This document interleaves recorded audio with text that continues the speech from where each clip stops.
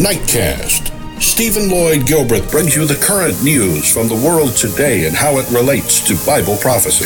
Understanding the end-time events leading to the peaceful world tomorrow.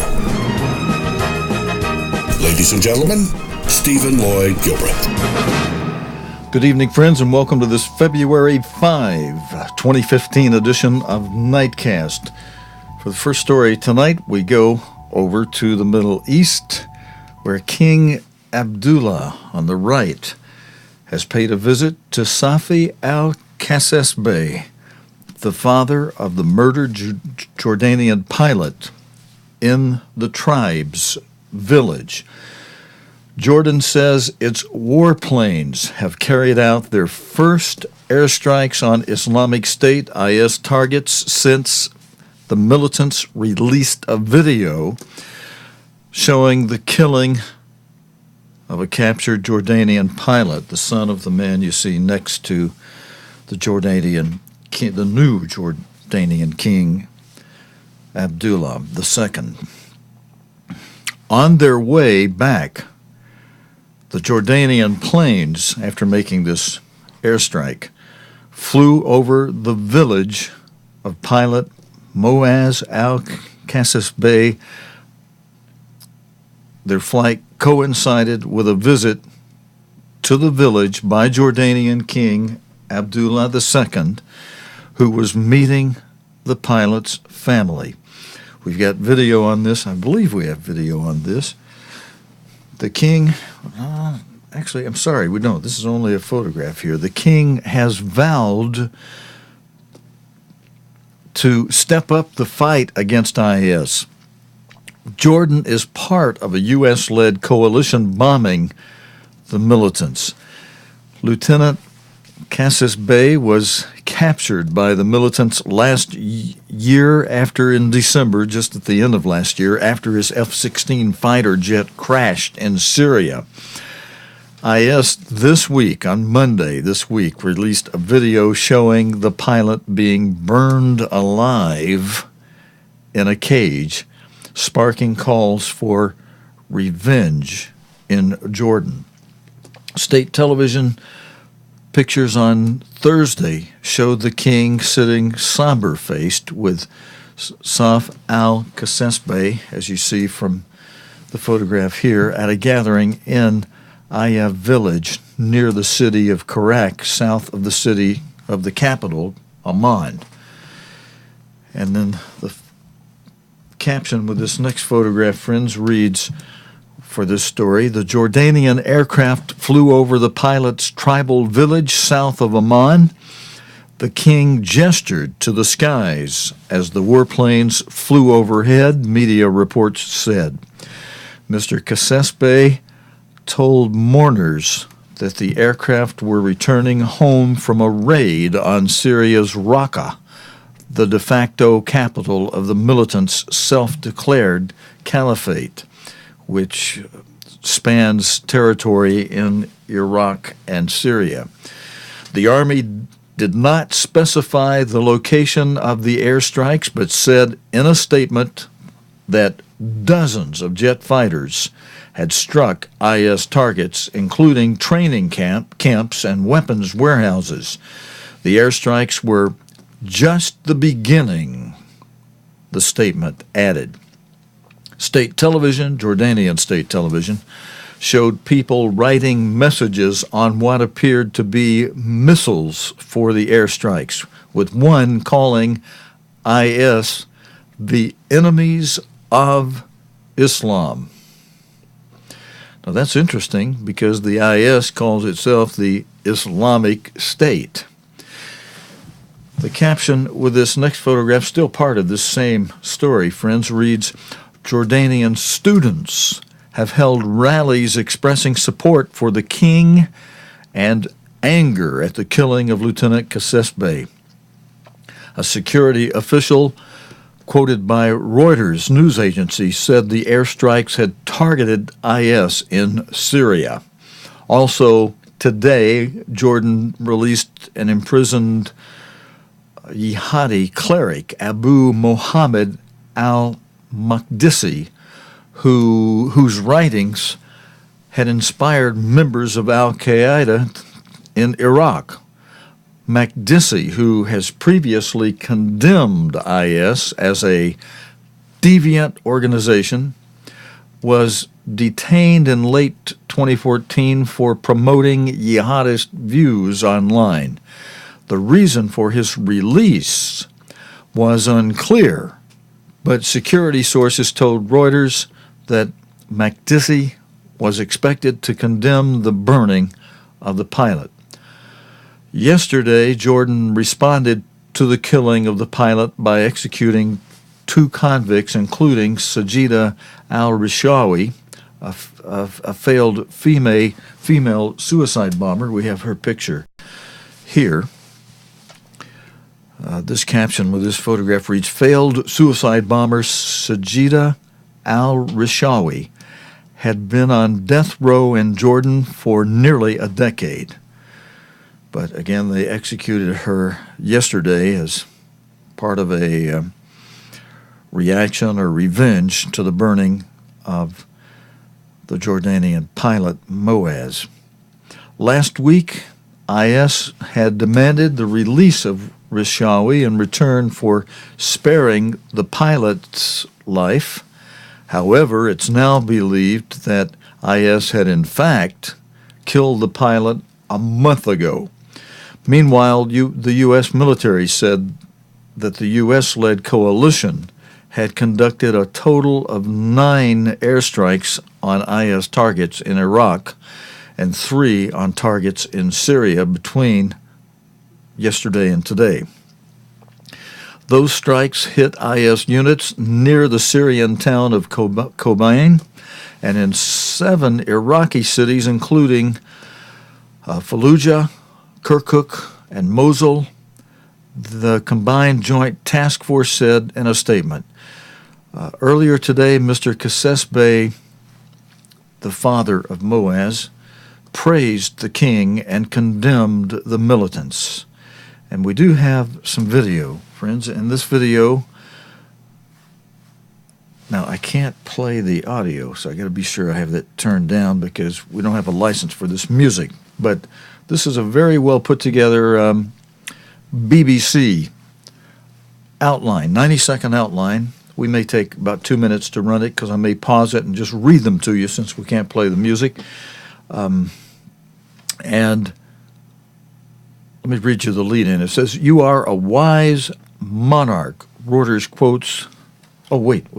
That's the continuation of the news story. Let's stop and watch this 90-second video entitled, "Why Jordan's Tribal System Matters," in 90 seconds, according to the BBC. Jordanian pilot Moaz al-Kasesbey has been burned to death by Islamic State, and Jordan has executed 2 al-Qaeda prisoners in return. But the pilot's Laodicean tribe has vowed to seek more revenge. But who are Jordan's tribes, and what can they do now?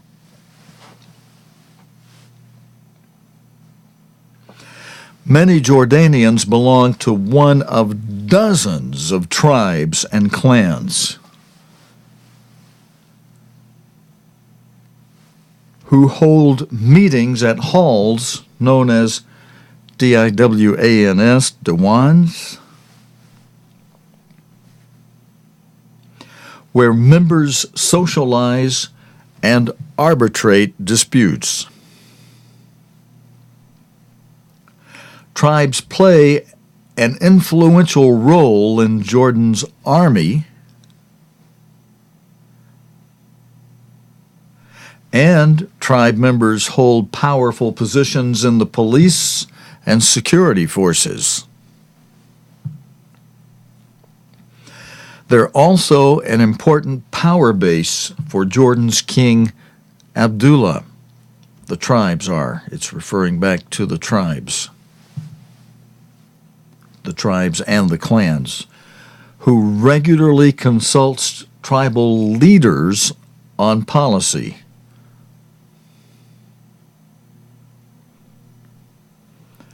Many argue that the role of tribes in Jordan is exaggerated, and say that most Jordanians identify more with their country than with their tribe. But the tribal system remains powerful and will help shape Jordan's response. The Pilots tribe has already called for Islamic State to be wiped out.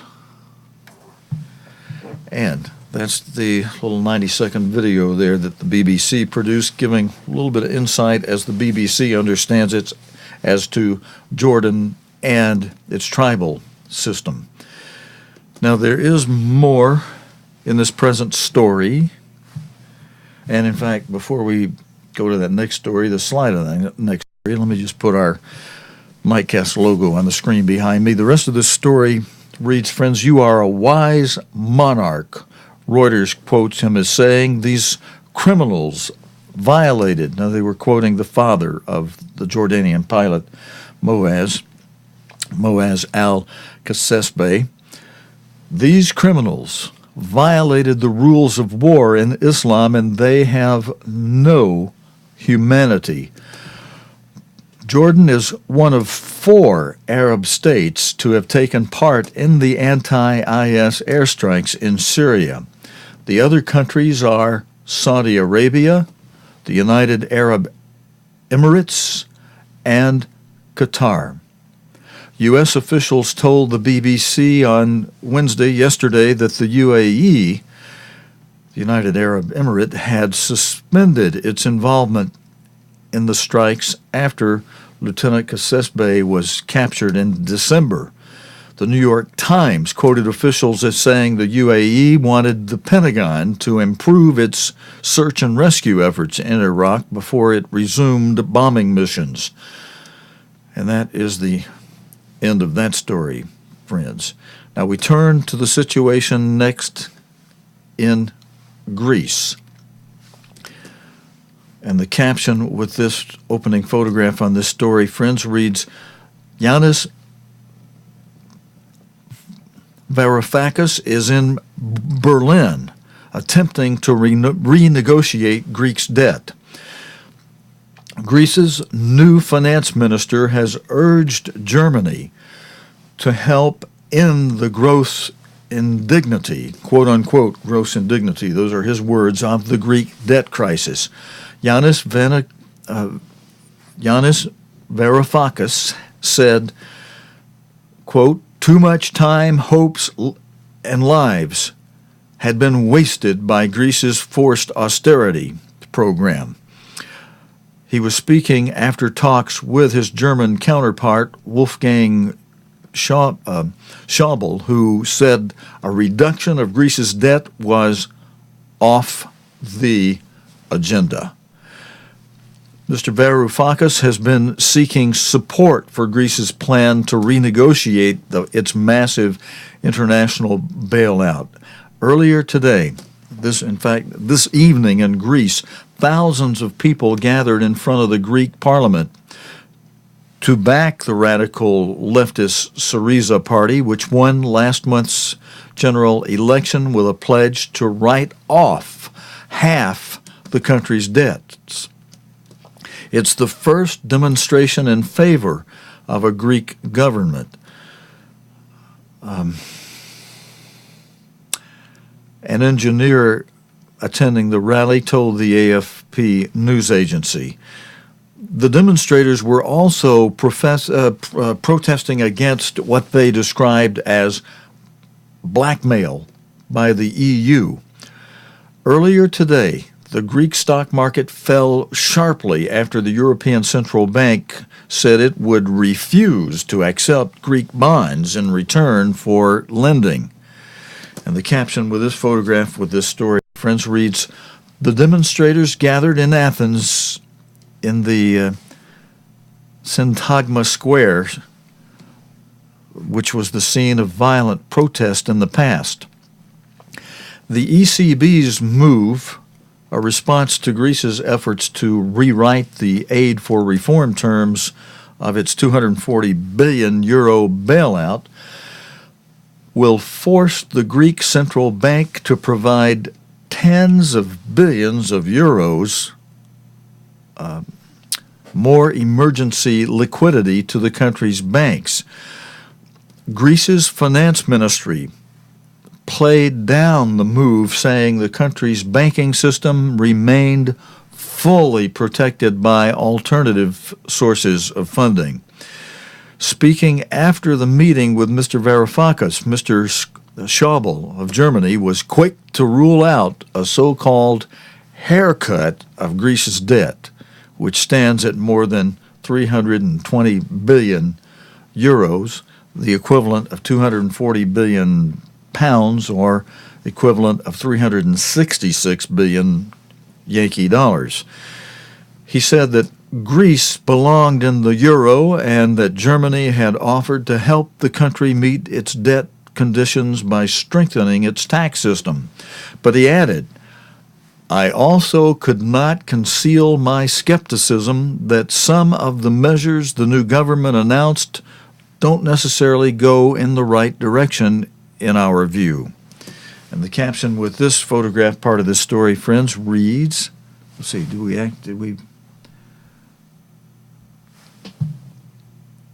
who does Greece owe?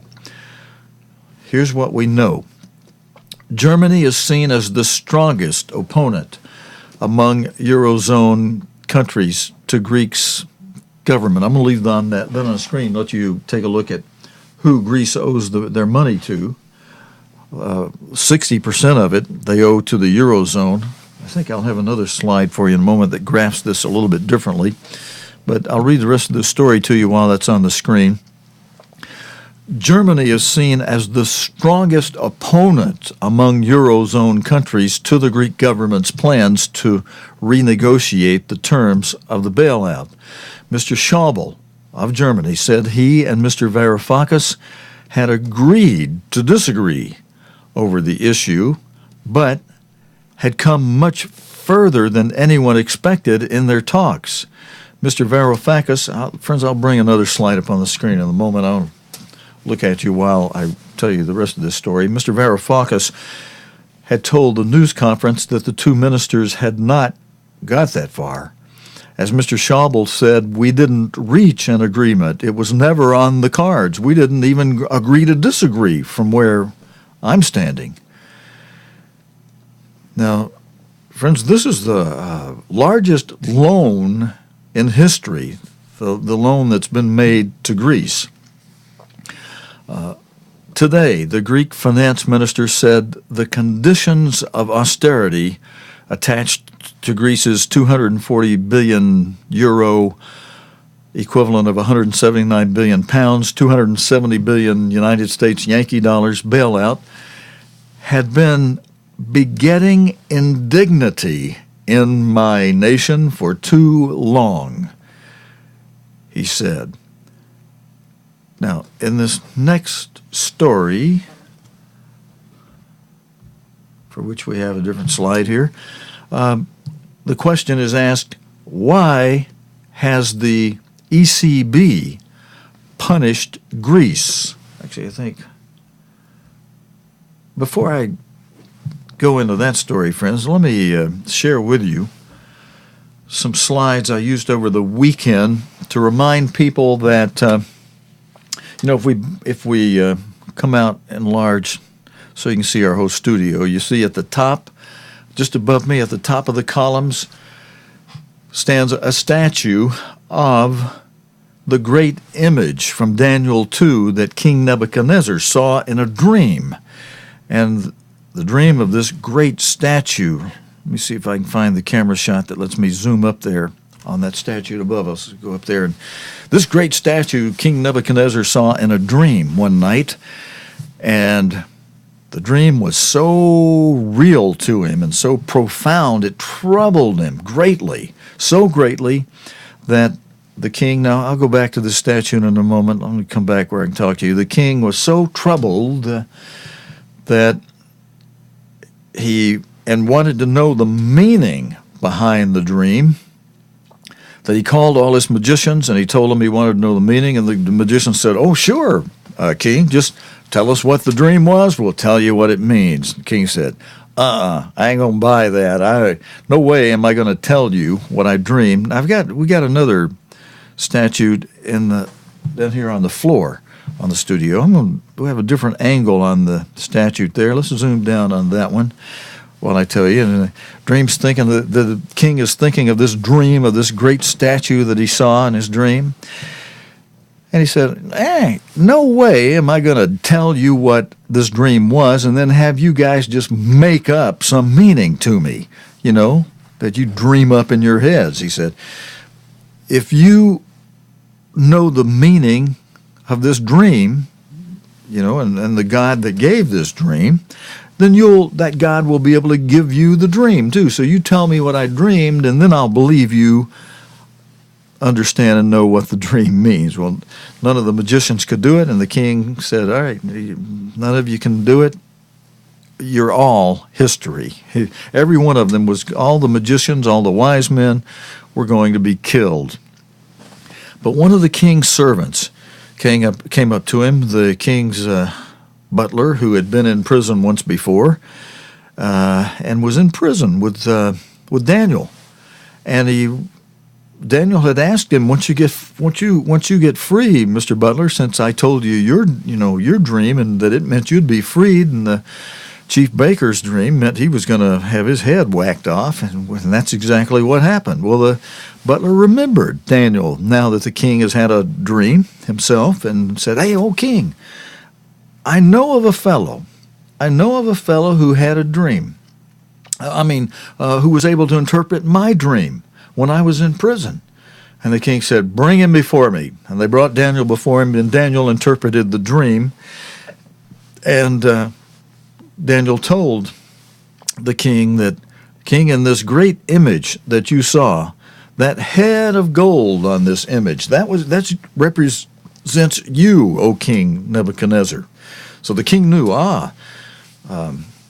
Daniel knew his dream, so God had given him what the dream was, and the king believed, okay, then your God is telling me what this dream means. And it meant that the head of gold on this statue was King Nebuchadnezzar, and then the arms and silver were a second kingdom to follow him, and the third kingdom to follow after that would be the kingdom represented by the belly and thighs of brass. And this belly and thighs of brass, I want to go to a slide that we have, so let's come in closer here on this. Let's go full screen on this slide I have for you here. Here's the statue broken up in sections. There's the head of gold, there's the arms and breast of silver, and then the belly and thighs. In fact, let me go to a different version of this. I've broken it up, and we explain it a little according to chapters of the Bible. On the left side, in Daniel 2, in the great image, the belly and thighs of brass are shown, but in Daniel 7, a later dream that the king had of four beasts, the third beast in Daniel 7 means the same thing as the belly and the thighs of brass in verse 32 and verse 39 of Daniel 2. In verse 6 of Daniel 7, the same thing, this same third world ruling kingdom is pictured by a leopard which had four heads. It's also pictured in Daniel 8, which talks about the ram and the he-goat, but the he-goat part of it, with the horn, one great horn and four notable horns, also refers to Greece, which was the third world ruling power under Alexander the Great and his four generals who ruled over each of four divisions, which world ruling empire began in 330 BC. Now, I point that out, friends, because this thing with Greece is has got some history behind it, where Greece was a world-ruling empire and kingdom. And so Greece is not just a little country over there in Europe. It has a history as the third world-ruling empire. So these people have it in their blood to be world rulers. And in fact, they were a big world-ruling empire before the Assyrians, the modern-day Germans, began to have emperors who headed up world-ruling empires. The Roman Empire, under the association with the Church in Rome and the Vatican, under what was called a Holy Roman Empire. Greece preceded all that, as you can see from the history in the Bible. But now this next story, I got a little bit of detail to go through that I want to go through with you on this, friends. I believe you should have, so this is worth hanging in here for. With this story, I'm going to give you an analysis by BBC's Robert Preston, who answers the question, why has the ECB punished Greece? The most immediate and serious consequences of the European Central Bank, the ECB's decision to refuse to lend to Greek banks against the security of Greek government bonds, is that it is very difficult to see how any bank over there can provide a cent of new credit to even the most deserving borrowers, which means that if the Greek economy was growing yesterday, which it might have been on the basis of recent statistics, it won't be any longer. Why would it be impossible for Greek banks to create credit and make loans? Well, their savers and depositors are withdrawing billions of euros every week at the moment, according to the banking sources, which is the consequence of fears of Greek exit from the euro, which would see deposits turned into less valuable new drachmas. So, that is one important squeeze on their ability to lend. And although they are in a position to pledge assets, types of loan, to the ECB other than Greek government bonds to raise money, sources indicate that they have pledged most, if not all, of their eligible assets. Worse than that, and when their existing borrowing from the ECB mature, which they do on a daily basis, they now have to find security other than Greek government bonds to replace the ineligible Greek government bonds. But you may point out that it's still permissible for Greek banks to borrow from the Bank of Greece under arrangements for the provision of emergency liquidity. Emergency liquidity assistance, or ELA, albeit at a higher interest rate than the almost zero charged by the ECB. Well, that is so, except that there's thought to be a limit imposed by the ECB, perhaps of up to 60 billion euros, according to Die Welt, on the amount of ELA that can be provided by the Bank of Greece. Now, again, friends, I kind of stumbled over it, but the ELA, if you hear that term in a news story, refers to the provision of emergency liquidity assistance, ELA, emergency liquidity assistance. And that's a program they've developed there.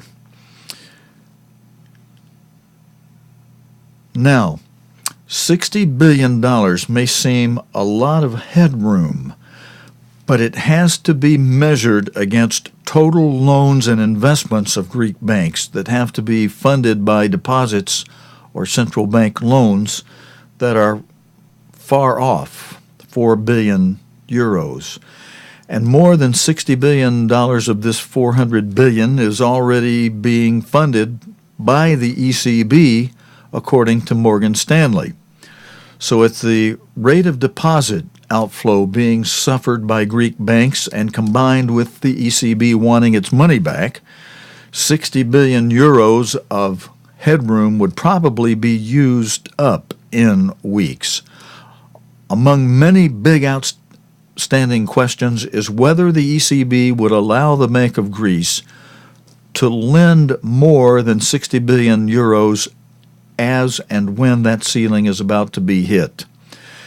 In the absence of any certainty, banks can't know whether they are about to run out of money, so all they can do to prevent themselves falling over is to sell anything that isn't nailed to the floor and cease lending. In other words, if there wasn't a severe credit crunch in Greece in the run up to the general election, and subsequently there certainly is now, or to put it another way, the ECB will be seen in Greece to have punished Greek people for daring to vote for an alternative to Eurozone economic austerity, or orthodoxy, I should say. That is what he says in this news article. And whether that will make it easier or harder for Syriza to reach an entente with Germany and the rest of the Eurozone that would avoid Greek exit from the euro is moot, according to Robert Preston, economics editor for the BBC. And then, friends, one last story before we close out tonight. The European Central Bank toughens its stance on Greece. The caption with this photograph, let me see, I'm not sure if I got the right photograph up with this story. Yeah, I think I do. The caption with this photograph reads, "The ECB suspension following meetings with Greek Finance Minister Yanis Varoufakis. The European Bank has toughened its stance with Greece by restricting financing to the country's banks, sending shares falling. In a statement, the central bank said it would no longer accept Greek government bonds as collateral for lending money to commercial banks. The move makes access to cash more expensive for Greek banks. In Athens, the stock market fell more than 6%, while bank stocks tumbled as much as 16%. The ECB said that its move was because it could not assure a successful deal on Greece's 240 billion euros, equivalent of 179 billion pound bailout. Shares in Greek banks fell sharply, with Alpha Bank shares being down 10%, Eurobank shares went down 15%, and National Bank of Greece 12.3% lower.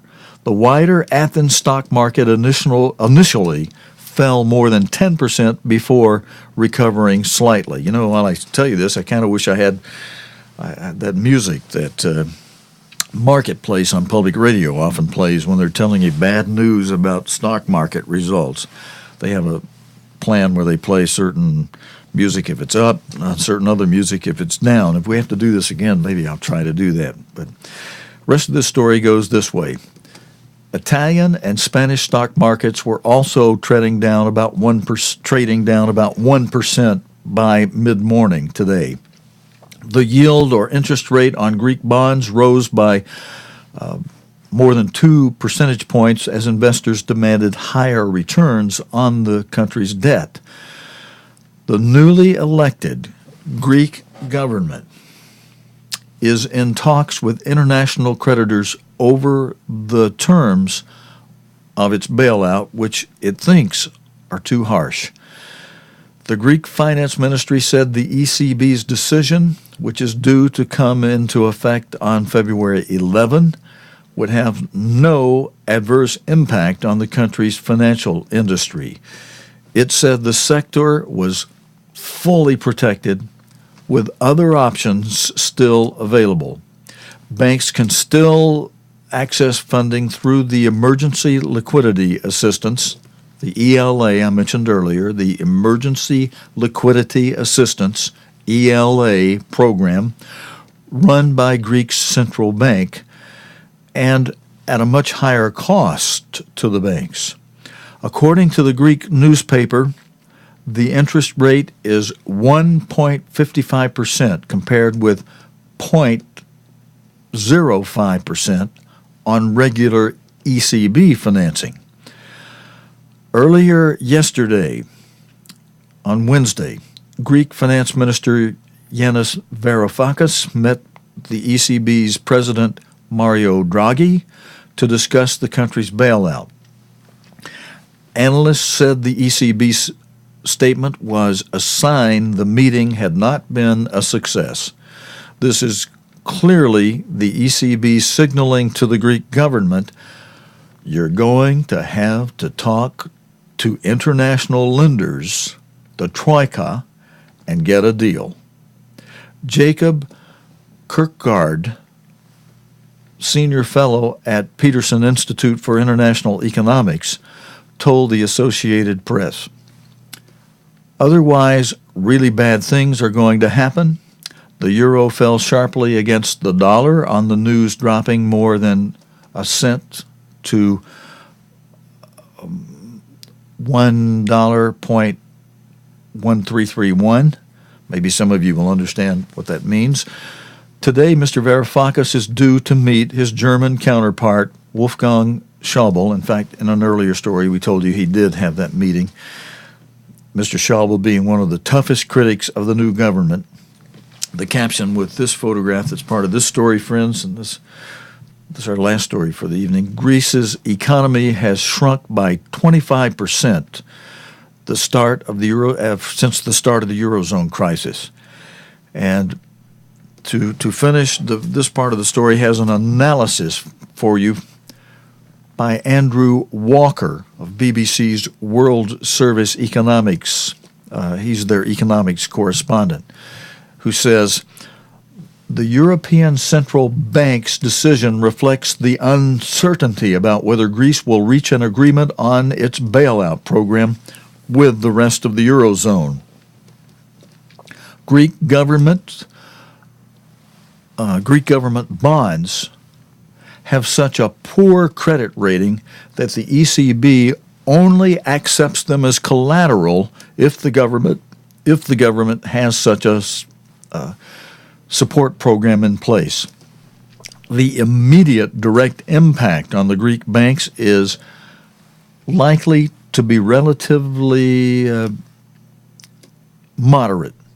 They can use other assets to borrow from the ECB, and they can turn to the national central bank, but at a higher interest rate. The move does, however, add to the pressure on the Greek government to do a deal. Over the next few weeks, the banks in Greece could face further stress. Already significant amounts have been withdrawn from accounts, and there's a possibility of further restrictions on their access to central bank funds. And then there's a little more to this story. That was the analysis by Robert Preston, and the caption with this photograph, friends, reads, well, actually, this is that other graphic I promised you, which we used on Monday night's news, that shows who Greece owes money to. And you see the biggest block there is 60% of the money they owe is owed to the Eurozone. And then next biggest, they owe 15% in other bonds. They owe 10% to the IMF. They owe 6% to European Central Bank, to the ECB. They owe 3% to the Greek banks, 1% to foreign banks, 1% to the Bank of Greece, and 3% to other loans. And then, friends, there's something I want to tell you about before we close that relates to what's happening in Europe, the Ukraine crisis. Leaders in a new the story from today says Mrs. Merkel and Mr. Hollande Wright met Ukrainian leader Petro Poroshenko today. They're in a diplomatic push for peace. The heading on this news story reads. But what you see here in this picture, friends, really is you're seeing Mrs. Merkel, the Chancellor of Germany, on your left side, and on the right side of Mr. Poroshenko, you see the French President, Hollande. You're seeing the old Franco-German alliance efforts continue. Germany gets France to help its goals of becoming ruler of the world. You know, that's a real in the blood of the Germans' goal.